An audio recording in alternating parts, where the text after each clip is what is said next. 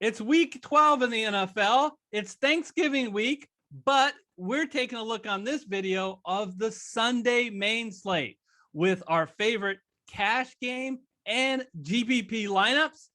Plus, we'll go over the mailbag. All of it coming up next.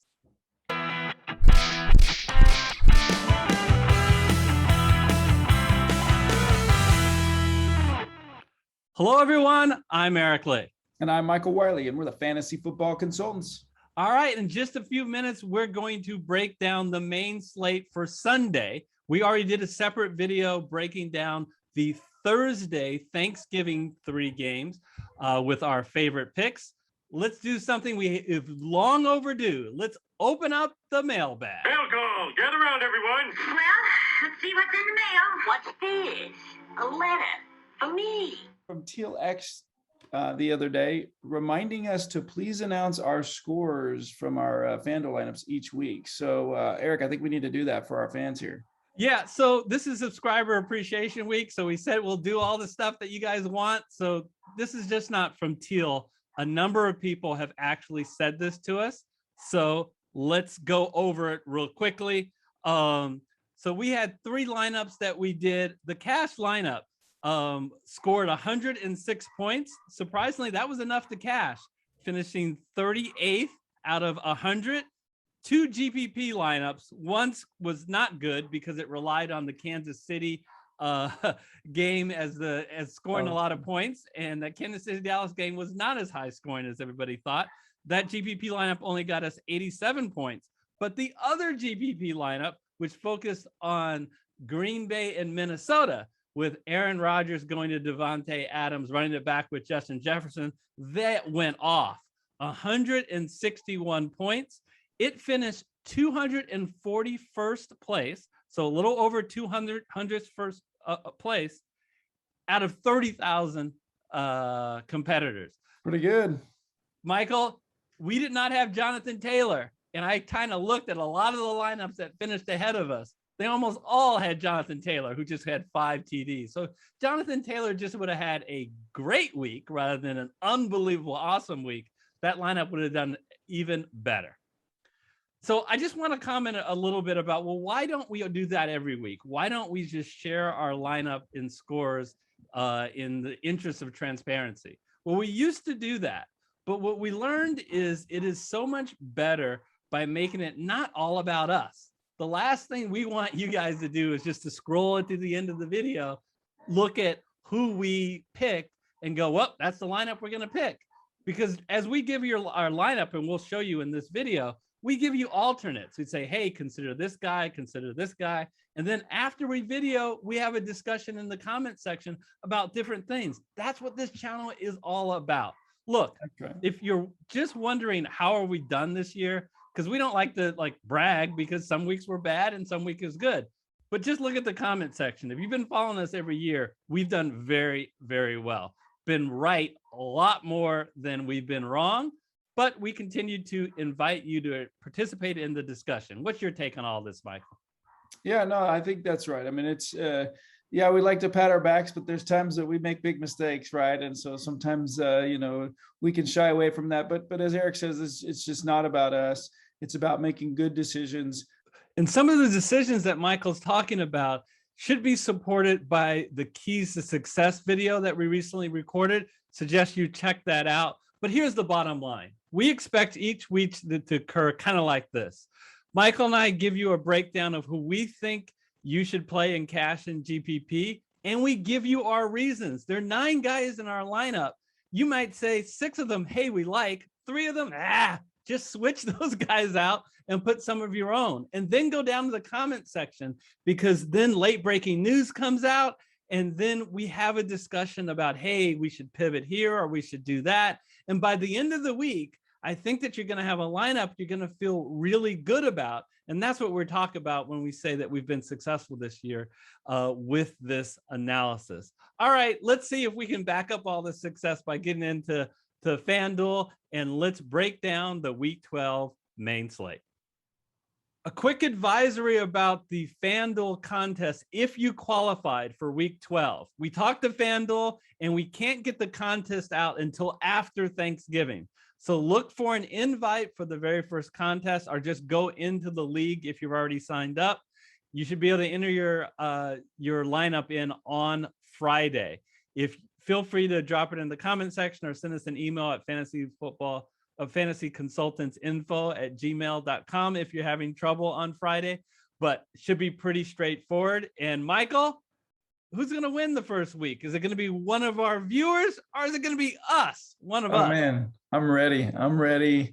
Good luck to you, Eric. You're going down, as will our viewers. All I care about is finishing ahead of you, Michael. All right, so let's go ahead. Take us through week 12. You know, Michael, as soon as I put this shirt on, which I only wear during our contest, I just get pumped. It's like starting a football game. So let's get into it. Sounds good to me. What do you think? We usually start at running back. Let's do that again this week. Do we go with Jonathan Taylor right there at the top, or you got someone else in mind? Yeah, isn't that amazing? Jonathan Taylor is now the most expensive guy on both FanDuel and DraftKings. Could it be? I can give you 5 reasons for that, for all 5 touchdowns last week. But he's facing Tampa Bay. I'm just not interested in really playing any running back, especially a running back that does most of his damage on the ground, as opposed to kind of like a Christian McCaffrey who gets so heavily involved in the passing game. And game script wise, Indianapolis could be behind. So I'm not doing that. I would prefer, if I was going to pay up, I would pay up for McCaffrey and not Taylor, but I'm not interested in either. I can get a discount of, look at this, $1,600 off McCaffrey and $1,700 off Taylor. You know what? We've joked earlier that we said that we might do just a little cooking this week for Thanksgiving. I'm not getting anywhere near a kitchen, but I'll pick Dalvin Cook in my lineup. Michael, this guy is a bona fide superstar. It's the reason why every year he gets picked in the first round. It's only issues with injury that holds him back. And this year he has been relatively healthy, and he's certainly healthy now. Just look at the last 2 weeks, 25 touches, 27 touches. And this week he goes up against the 49ers. I think they're going to have to rely on him once again. The Niners are better against the pass than the run, so I think he'll be featured. Yeah, no, that's right. And yeah, this could be a slow game, but Dalvin Cook just has so much, such a high floor, and that's obviously what we look for in cash games. So it's a great pick. Yeah, it just checks off so many of the boxes that we like for a running back. So there he goes. So I kind of spent some money, but not a ton. Where are you going to go at the other running back? Well, let's save a few dollars, but let's go with somebody who's also going to be the bell cow.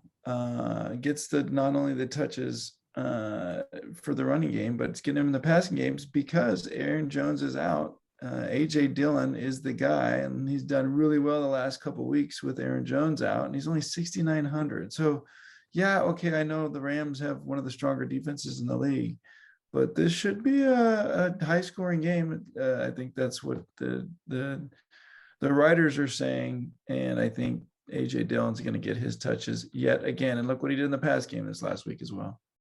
Yeah, and he did that despite a terrible game script where they were behind almost the entire game. Rams have lost 2 in a row, so we'll see. We'll see what happens here as far as who pulls this game out. It is in Green Bay. So either way, I think you're going to see them heavily rely on AJ Dillon. I see that Aaron Jones is listed as questionable, but I really do not think he's going to play. We should monitor that. We'll continue to monitor that. And obviously, if Jones somehow makes a miraculous recovery and gets in this game, then we'll pivot. But assuming he's out like we both expect, Dillon, I think, is a great option. I'm glad you brought that up. He has an MCL sprain. I think they've got a bye next week. It just doesn't make sense for him to play this week. So he should be on the bench. But Eric, we saved a little bit of money at running back. What do you want to do for the wide receiver start here? Okay, so well, thank you for giving me the heads up that we've saved some money. So I'm gonna spin it. I'm not gonna go wild crazy this week with a Cooper Kupp or a Devontae Adams. I do like both of those guys in that same game.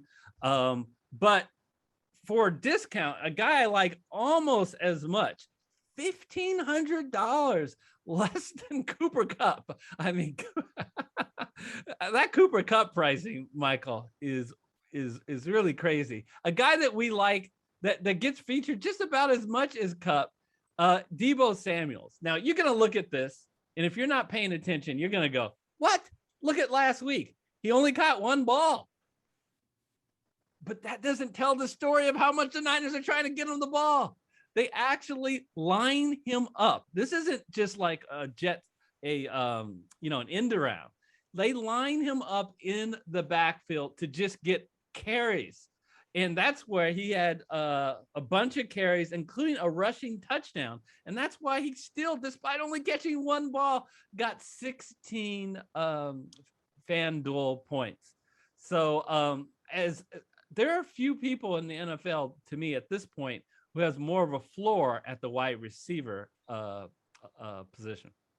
Yeah, anytime you can get a guy in a wide receiver spot who in a half PPR league like FanDuel that's getting carries as much as someone like Deebo Samuel is. And then I think the Niners have decided that this is how they're going to succeed, like they did a few years ago when they made it to the Super Bowl. So I like this pick a lot. And why change when the Niners actually are playing the best ball that they've played all year these last couple of weeks? So we'll get Samuel in the lineup at 8,000. Again, not cheap, but not ultra expensive given what he brings. And by the way, I didn't comment about the fact that it's going up against a Minnesota defense, 29th in the NFL against wide receivers. So Eric, a couple other guys who I really like who've been getting to have them on my team, my regular season team. They continue to get a lot of touches and have a lot of upside. Are both they played each other last week? Both Deontay Johnson and Keenan Allen. They're about the same price, $7,100 and $7,000 each. Johnson going up against Cincinnati, who hasn't been very strong against wideouts. And Keenan Allen at Denver, and I think he's starting to get the touches that we all know he gets historically. So two picks that I really like, very similar receivers. What do you think?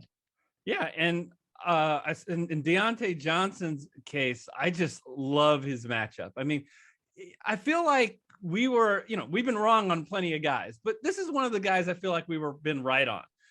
Beginning of the year, we've sang their praises going back to last year about the fact Deontay Johnson is the number one wide receiver on this team. And then as soon as Juju Smith-Schuster went down, it's like, it's no competition. They're going to have to rely on him. And just look at the consistent targets he's gotten all year long. I think that will continue here. And the pie is going to be big because he's going up against a Cincinnati Bengal team that's just been really poor against the pass this year. They've just been chopped up. Keenan Allen is a guy that I always liked him even more than Mike Williams. And then Mike Williams went into a slump at the middle of the year. Now he finally had a decent game last week, and I kind of went into this week going, you know what? Mike Williams might be a sneaky play because, not many people will be on him. He hasn't done that great. And then I saw, what? He's $6,600. So I only have to spend $400 to get Keenan Allen, who's been a target hog this year.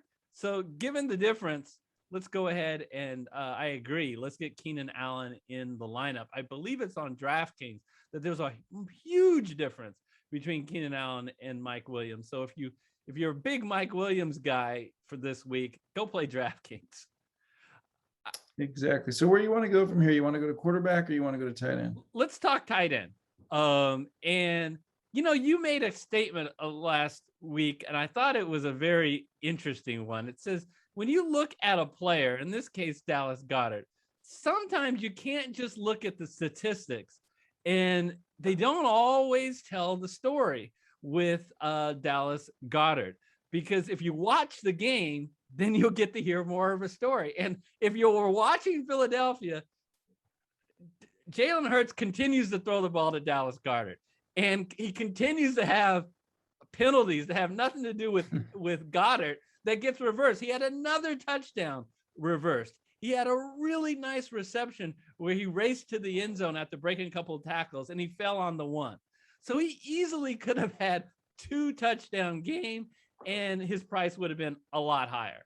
He's the number one. I know they have Devontae Smith, and from a guy who has a ceiling, look, I would go Devontae Smith, but if we're doing a cash game, we want a high floor. I like Dallas Goedert for that as the number one option here on Philadelphia.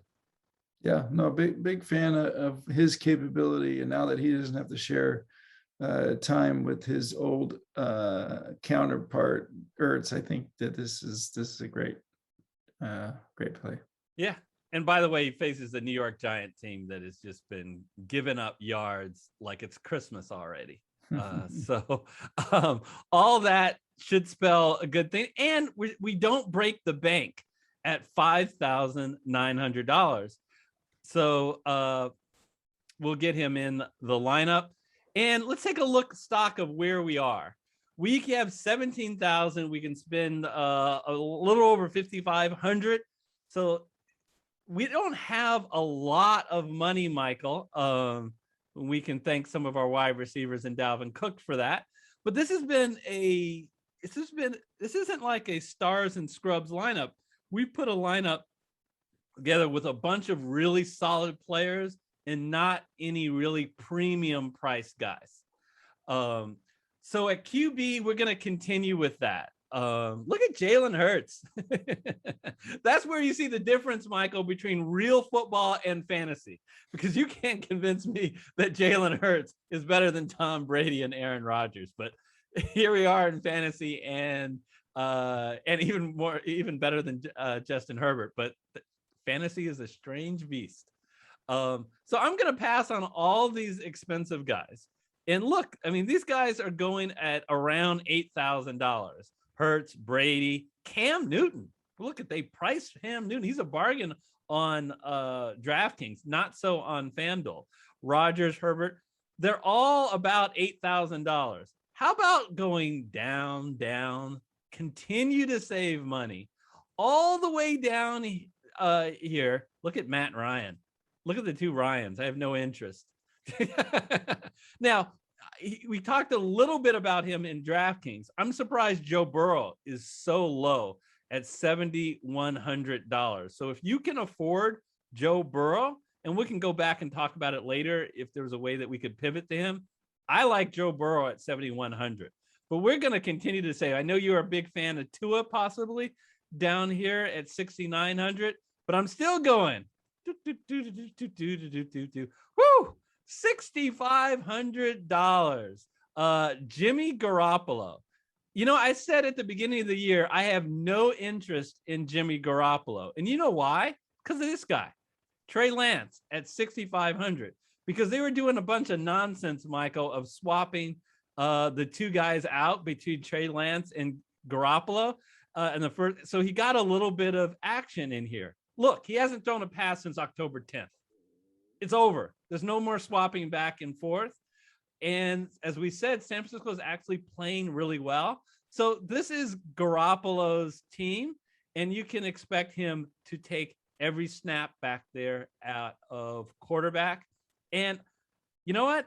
Against Minnesota, and we already talked about why we like Deebo Samuels. Kittle is back and healthy, and Brandon Ayuk is waking up.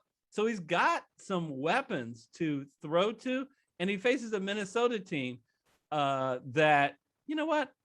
They're below average defensively this year so far. Yeah, no, I think that's right. So the savings is the real, let's face it, it's the savings that made us super excited here, because it allows us to really improve on the flex spot.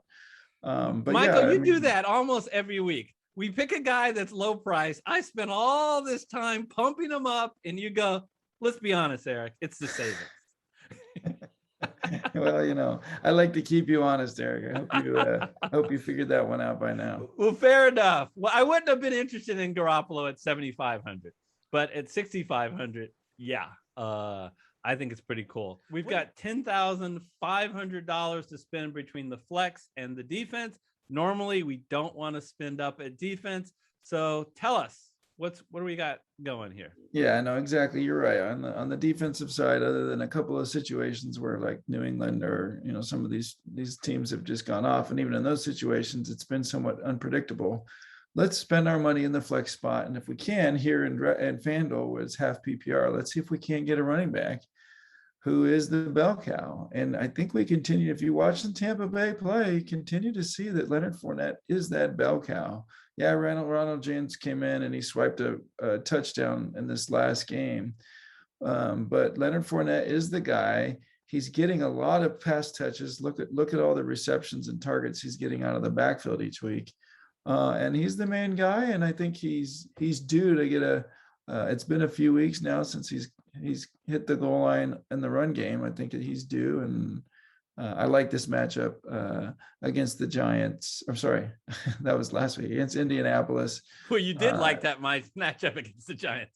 I did like that matchup against the Giants, but he didn't get in the end zone because Jones swiped a touchdown from him. I don't think that's going to happen again this week. What do you think? Yeah, in the dome, the Colts, I think this is going to be a high scoring. Well, it's not. Who cares what I think? The lines makers think on the main slate, this is by far the highest scoring game. So we actually didn't have any exposure to this. So it's really good to get someone in this game. And I think Leonard Fournette is very fairly priced at $7,100.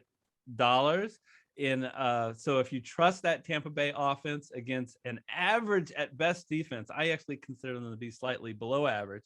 I think he should be able to pay off for us. All right, so that leaves $3,400. So let's play the game that we play every week. What defense is left for us? Okay, so here it is. So we are left with the Giants, the Bengals, and the Vikings.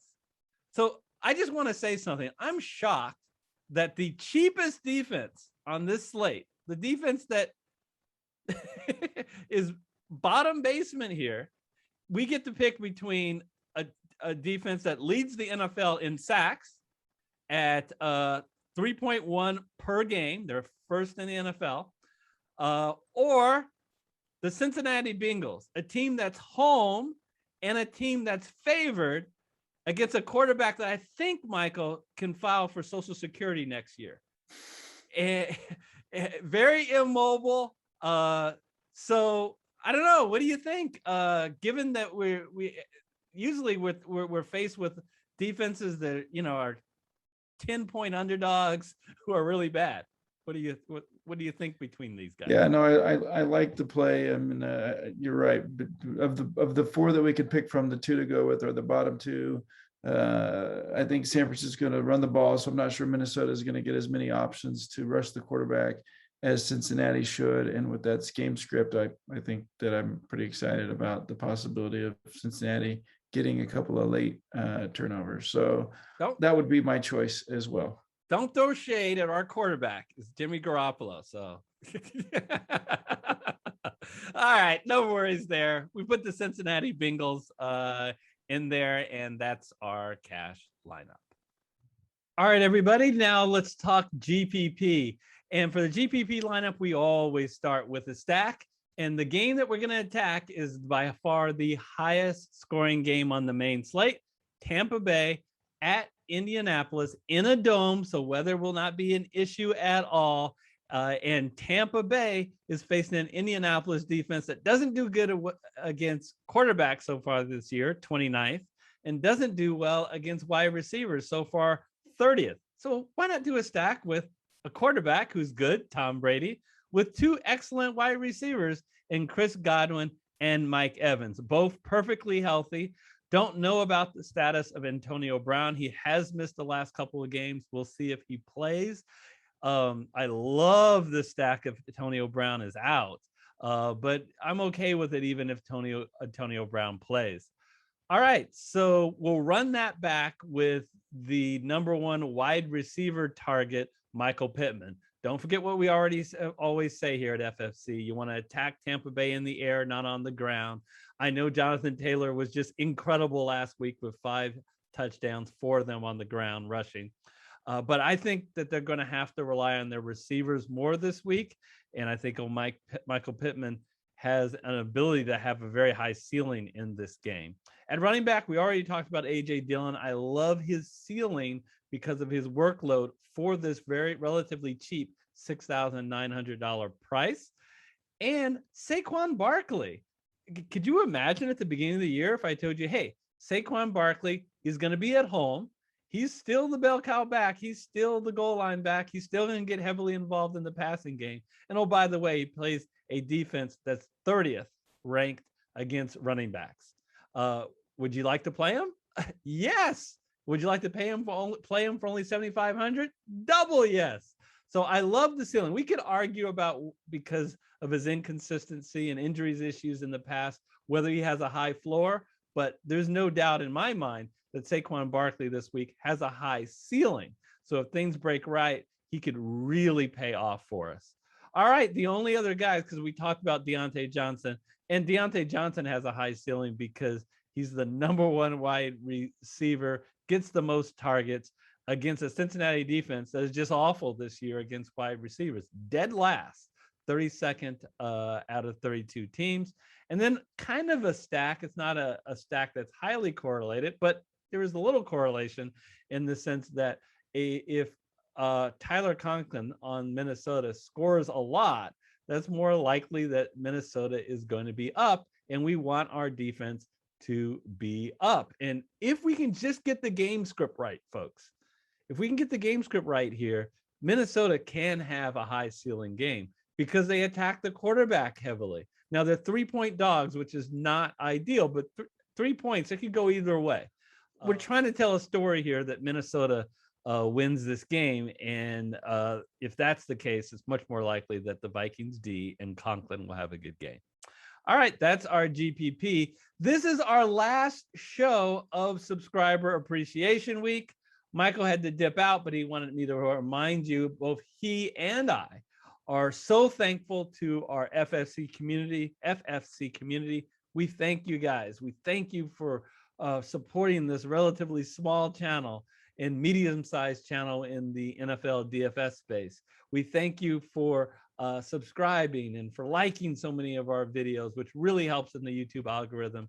And most importantly, we thank you for your engagement. We're excited every year to do this subscriber appreciation, give you more content, have these 2 contests which start this week. I hope you have a very happy and safe Thanksgiving, and we'll see you next time.